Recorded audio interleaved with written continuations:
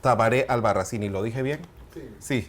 Bienvenido a Shock de Opiniones. ¿Cómo está? No, muchas gracias a ustedes por la invitación y por el espacio para poder hablar un poco sobre el tema, ¿no? Explíquenos, ¿cómo tomó usted como presidente de esta asociación que Panamá, a pesar de todos los esfuerzos que se han hecho, todavía se mantenga en las listas de paraísos fiscales de la Unión Europea? Sí, para empezar me gustaría aclarar un poquito que hay dentro de la Unión Europea hay dos listas. Una que habla del tema de blanqueo de capitales y que está relacionada inclusive al tema de haber salido de la lista de Gafi en octubre del año pasado. Y otro del tema de cooperación en temas fiscales, ¿no? Que es la que en este momento nos mantienen. La de blanqueo de capitales todavía no han dado el anuncio. Sin embargo, la reacción de nosotros con el comunicado que emitimos fue por una visita que dio el jefe de Asuntos de Seguridad de la Unión Europea, Josep Borrell, en mayo del 2022, donde dio a entender, sin especificar cuál de las dos listas hablaba, que la Unión Europea se basa básicamente en los estándares de Gafi para poder sacarnos de la lista o no, y que mientras Panamá se mantuviera en la lista de Gafi no nos pueden sacar de la Unión Europea. No hizo distinción si era la de cooperación en materia fiscal o si era la de blanqueo de capitales. Pero en octubre del año pasado no habíamos salido de la lista de Pero Gafi. la lista de la Unión Europea se da justo un mes antes, no van a la par, entonces no nos pueden sacar si primero no salíamos de una. Entonces, con el nuevo anuncio que dieron de mantenernos en la de paraísos fiscales y viendo el tema que hemos cumplido con el tema de beneficiarios finales, sé que tenemos un tema pendiente que es los registros contables, que es una de las tantas cosas que a veces como país o como política pública nos sobreregulamos y capaz ponemos requisitos que van a ser después difícil de cumplir, que sabemos que se han dado prórrogas y prórrogas y actualmente estamos en una nueva prórroga. Me imagino que puede ser por ahí la decisión de la Unión Europea de mantenernos en la de países no cooperadores. Sin embargo, esperamos que por lo menos la de blanqueo de capitales se cumpla con las declaraciones de Borrell en 2022 y esas sí nos saquen prontamente, ya que fue prácticamente algo que él dio a entender que se iba a dar casi automático una vez que saliéramos de la lista de Gafi. Ustedes sí han, como asociación, han visto si Panamá ha cumplido con estas exigencias de estos organismos para salir de estas listas. Acá es un poco ambiguo el tema, ¿no? Porque por un lado Panamá hace todos los esfuerzos que se compromete para hacer, y sobre todo el sector privado, el sector financiero, la banca panameña es pionera en muchos temas de temas de fiscales y temas de blanqueo de capitales. Inclusive pueden notar, me imagino que todos acá en algún momento su banco le habrá mandado una nota pidiendo la información de su declaración de renta. Yo dije que no iba a participar, pero me estás calentando. Sí. Porque aquí todos hemos tenido ese problema. Bueno, entonces, y sin embargo puedes abrir una cuenta de Estados Unidos online sin ir allá y tienes dos opciones. La abres en un banco virtual apoyado por un banco real, un banco físico, o te vas en un avión y abres la cuenta y no ha pasado nada. Y en este país, por el dinero doméstico que se gasta uno, viene un banco vecino de uno. Oye, hasta por te congela los fondos y venga a sustentarme lo que tienes ahí. Y cuando vas allá te tratan prácticamente como si fueras un narcotraficante. Eso me molesta. Hasta por esta plata que se pasa rápidamente, que no voy a decir el nombre, tú sabes. Así que, oye, pásame un... hasta por eso te piden cuentas. Sí, eso no está bien. Hay algo que está mal en eso. Es correcto. Es el tema de la sobreregulación, donde prácticamente los bancos se han convertido casi en un brazo de la unidad recaudadora del país, lo cual a nuestro concepto está un poco perjudicando el tema de la competitividad del país, porque al final lo que buscamos es traer inversión extranjera, traer que el mismo inversor panameño confíe en el sistema. Sin embargo, esta sobreregulación va a terminar provocando que nadie venga a invertir a Panamá. Claro. Entonces, nosotros como una asociación sin fines de lucros que ve el tema de cumplimiento y que vela porque las empresas y el sector público cumplan y luchen en todo lo que es el blanqueo de capitales y temas de anticorrupción y eso, sin embargo, no vamos a cambiar nuestra idea de promover una cultura de cumplimiento cuando sintamos que al país se lo puede perjudicar en su modelo económico, que nos ha llevado por años a ser uno de los países que más crece en América Latina, ¿no? Entonces tenemos que tener cuidado. Sabemos cómo es la Unión Europea en su ideología, por así decirlo, y me disculpan el término, socialista, que a veces termina apretando y ahorcando un poco a su ciudadano dentro de la misma Unión Europea, y no podemos permitir que ese modelo económico se nos traslada a Panamá, que hemos tenido un modelo económico más que envidiable en la región y que nos ha llevado por muchos años a crecer constantemente. Pero lo que señalan los expertos, como es tu caso y otros, es que hay un poquito de hipocresía en en la misma Unión Europea, porque existen y de hecho están y no han sido regulados para nada algunos paraísos fiscales que están dentro de la jurisdicción o territorial o política, que para los efectos es lo mismo, en los propios países europeos. Y si vamos a otros países como Estados Unidos,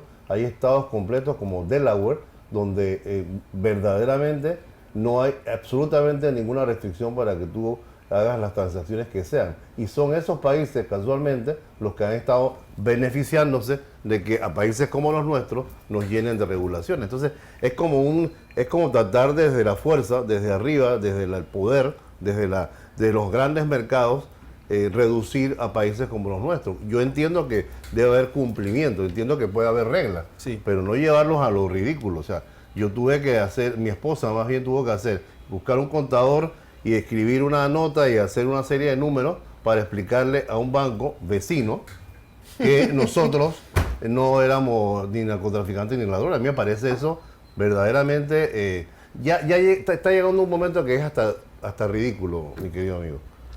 No, concuerdo en parte de lo que usted está diciendo. Tenemos que tener cuidado justamente que esa sobreregulación no termine afectando básicamente nuestro nivel de competitividad como país, que creo que es lo que está ocurriendo. Todos están claros que abrir una cuenta en Estados Unidos hoy en día es mucho más fácil que en Panamá. Al final el cumplimiento no es más que el nivel de riesgo que asume la entidad privada, en este caso el banco, para aceptar a alguien como cliente, pero creo que cuando literalmente le estamos preguntando, por decir algo, al chichero de dónde sacó el dólar que le entró 5 veces al día, estamos llegando a un absurdo. Sí, ¿no? Eso es no solamente absurdo, sino también es cruel. Cruel, porque cómo tú vas o sea, si una persona... Cálmate. No sé qué me molesta. Agua contigo. Un poquito de café. Pero, sigan ustedes. Y me disculpan, creo que eso en parte ha ocurrido porque lamentablemente en el país también se han dado muchos casos de corrupción, muchos casos donde sí se ha lavado dinero. Precisamente. Y los bancos, en vez de velar en esa parte, ahora tienen que cumplir con una cuota. Con sus medidas de seguridad. Precisamente yo le quería preguntar eso. ¿Qué fue lo que ocurrió en Panamá que hicimos mal para llegar a esta lista de paraísos fiscales? O sea, ¿y en qué fallamos para no salir de ella? Yo creo que, viene de muchos años. Lamentablemente permitimos que el sistema se usara para actos delictivos, porque las muestras están, hay condenados, hay casos de corrupción, hay casos de lavado de dinero, y por algún lado pasó la plata. Entonces, eso ahora nos está explotando en la cara y nos está afectando a todos. Y obviamente el gobierno y el sistema tienen que buscar una manera de mostrar que está cumpliendo, y me imagino yo que la manera más fácil es apretar a todo el mundo por igual y que parezca que se está haciendo algo, que esperemos que no sea que mientras están apretando el chichero pase alguien con un maletín por otro lado, ¿no? ¿Qué es lo que pasa? Es ahí donde vamos. Debería haber unas regulaciones que tomen en consideración esa actividad de subsistencia, esa actividad informal, análisis de perfil. Yo creo que de alguna manera hay que incentivar que un chichero el día de mañana se convierta en un dueño de 3 cafeterías. O sea, eso es un tema de emprendimiento. ¿Qué mensaje le estás llevando al informal? No te formalices, papá, porque donde te formalices te van a dar un seguimiento tan rabioso que no vas a poder levantarte. Nos están llevando lo que pasa en otros países, tipo, por ejemplo, Argentina, donde la bancarización es muy reducida comparado con Panamá, y que al final el mercado se maneja con transacción en efectivo, y porque nadie se quiere bancarizar por la sobreregulación y fiscalización que hay en el sistema, ¿no? Y crea un mercado totalmente paralelo que termina siendo peor y donde se da más actividad. A ciertos niveles te tengo que decir que hay muchísima gente que está buscando opciones afuera, inclusive de Panamá, no porque no quieren tener su dinero en Panamá, simplemente porque se convierte en una pesadilla y no son para nada. Al sistema bancario que tenemos, ¿no? Exacto, o sea, es un sistema bancario castigador que de alguna manera pues no nos está conveniendo a nosotros los panameños como ciudadanos. Yo entiendo que a su vez los bancos son víctimas de ciertas regulaciones, pero a ver, ¿cómo podemos nosotros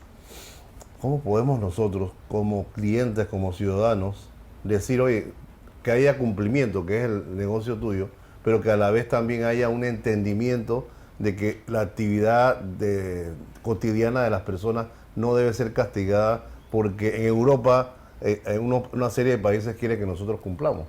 Yo creo que es un tema bastante amplio y bastante largo como para desarrollarlo en este momento, pero en un resumen sería, por un lado, que los bancos hagan bien el análisis del perfil de riesgo de sus clientes para poder saber cuándo tienen que, porque al final son recursos que el banco está hasta gastando e invirtiendo de más. ¿Y a quién se lo pasan?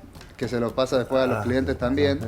Y al final poder identificar el riesgo y el perfil de ese cliente específico que puede estar haciendo una actividad delictiva, ¿no? Eso por un lado. Por el otro lado está el tema de lograr a nivel país, que eso ya es más como Estado y es algo que deberíamos, como el sector público el sector privado, lograr que se llegue a desarrollar la responsabilidad penal de la persona jurídica para poder identificar y separar a la persona dentro de la organización empresarial que comete el hecho delictivo y el tema de la empresa en sí, para que no haya un daño reputacional tan grande. ¿A qué me refiero con esto? Por darles un ejemplo, conocido, bueno, aunque está todavía pendiente el juicio, el tema de Odebrecht. Claro. Pero si Odebrecht si en Panamá tuviera desarrollado bien la responsabilidad penal de la persona jurídica, que se hubiera podido identificar a fulanito fueron los que cometieron los actos de corrupción y los que terminaron en actividades que provocaron lavado de dinero, se pudiera castigar y condenar a esas personas y no destruir reputacionalmente a toda la empresa. Claro. Que creo yo que el tema los bancos y eso a veces prefieren justamente cortar de raíz cualquier relación o algo, porque obviamente el tema reputacional para los bancos es enorme si después se encuentra que alguien terminó utilizando la institución bancaria para lavar dinero. Y como no hay un desarrollo para poder identificar la persona que hizo el acto, el directivo del banco o la persona del banco que hizo el acto, ellos prefieren simplemente... Justos pagan por pecadores. Exacto. Entonces, creo que esa es la vía, lograr que, esperemos que la próxima asamblea tenga como un eje importante desarrollar la responsabilidad penal de la persona jurídica. Sí, eso es importante. Es también delicado, porque tengo que decir que también hay que regular a los bancos. Aquí ha habido grandes escándalos financieros. El caso New Business, que me tocó verlo a través de un cliente muy de cerca, y los bancos no fueron suficientemente señalados y de alguna manera también sancionados. Porque si los bancos quieren que el ciudadano cumpla, yo creo que los bancos también deben cumplir. Yo creo que la misma honestidad y transparencia que sé que tienen los amigos banqueros, tengo varios amigos banqueros y dueños de bancos, y se los he dicho igual, me parece que esa misma honestidad debería generarse a través de la misma organización que se depura también de alguna manera. Pero no es posible hacer las grandes fraudes o los grandes robos que ha habido en este país, no en el gobierno anterior, ni en el pasado, sino en todos, y que ningún banco haya sido, por lo menos Penalizado. Investigado, sancionado, ningún banco. Y la plata pasa por ahí. Entonces, es doloroso escucharlo, posiblemente no les guste a los bancos y no tengan ningún cliente bancario, no lo sé, pero yo pienso que cualquier banquero que sea tan honesto para pedirle a su cliente que conozca y dé información acerca de él, debe ser igualmente honesto para mirarse hacia adentro de la organización y decir, yo necesito también tener esa misma equidad y esa misma transparencia. ¿No le parece a usted, señor Tavares? Como te digo, es un tema complicado porque los bancos tienen que tener bien identificado su nivel de riesgo a la hora de asumir las transacciones. Deberían. Entonces, ¿qué es lo que por lo menos proyecta al ciudadano común el sistema bancario? Que simplemente cuando no les gusta algo mandan a cerrar la cuenta y ya está, para justamente evitar quedar metido en una investigación, mandan su reporte a la UAF y que el Ministerio Público decida si investiga o no. Lo jodido de esto es que Eso cuando es lo se que- trata de un gran cliente, eso no es tan así. Aquí tenemos a un candidato presidencial que está refugiado en una embajada, que lo que hizo la junta directiva de ese banco fue simplemente sacarlo de la junta directiva y porque se le venía encima una posible sanción. Y eso está bien, eso es una medida que se toma contra una persona ya en una situación limítrofe, porque ha pasado todo este tiempo y hasta ahora no se tomó la decisión. A lo que yo voy es que cuando uno habla de la igualdad en los sistemas democráticos, no somos tan iguales, porque no sucede así. Y creo que he escuchado inclusive gente, directivos y ejecutivos bancarios que opinan igual que yo. Obviamente no lo pueden o no lo dicen en público, señor Tabaré. No, ahí con lo que menciona es justamente lo que hablaba del tema reputacional, ¿no? El banco en mención justamente midió su nivel de riesgo y vio que su nivel de riesgo reputacional era demasiado grande y tomó la decisión que tomó en base a su nivel de riesgo. Es algo que es parte de lo que es cumplimiento. Cumplimiento al final es medir el nivel de riesgo para tener un negocio o no. En este caso ellos vieron que su nivel de riesgo era muy alto al continuar relaciones con esta persona y prefirieron, por así decirlo, cortar palitos, ¿no? Pero igual...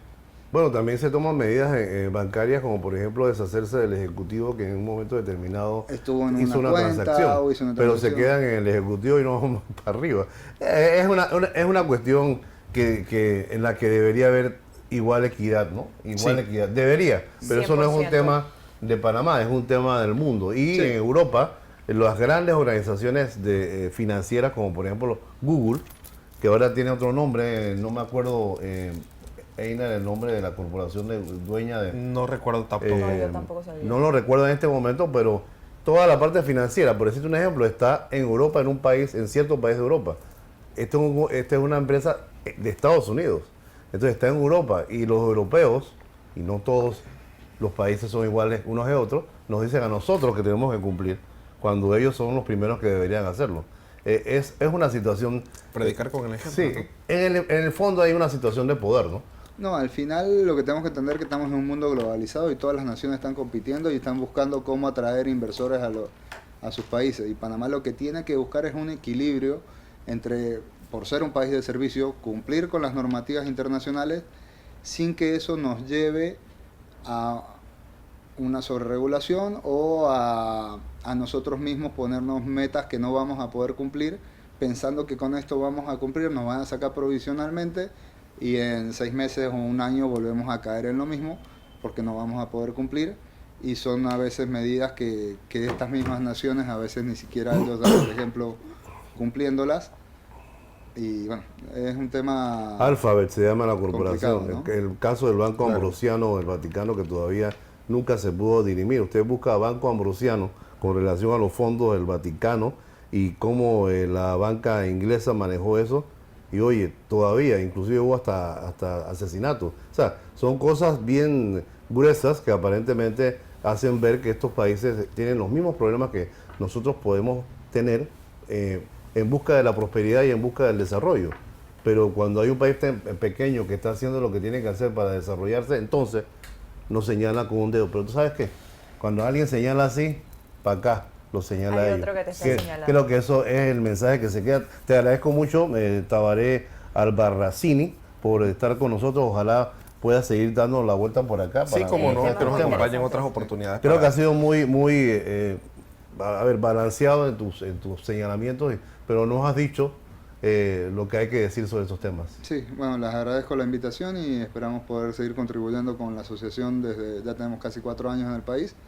Estamos tratando de que tanto el sector público como privado entiendan la importancia del cumplimiento y que vean que cumplimiento al final es una herramienta para cumplir y puedan medir su nivel de riesgo y hacer negocios, que cumplimiento no es una traba a la hora de hacer negocios, sino es medir el riesgo a la hora de hacerlos. Sí, la World Compliance Association vendría siendo la Asociación Mundial de Cumplimiento. Correcto. Bien, bien, de eso hablaríamos en una próxima entrevista porque es bien interesante. Sí, muchas gracias. Muchas gracias por estar aquí con nosotros en Shock de Opiniones.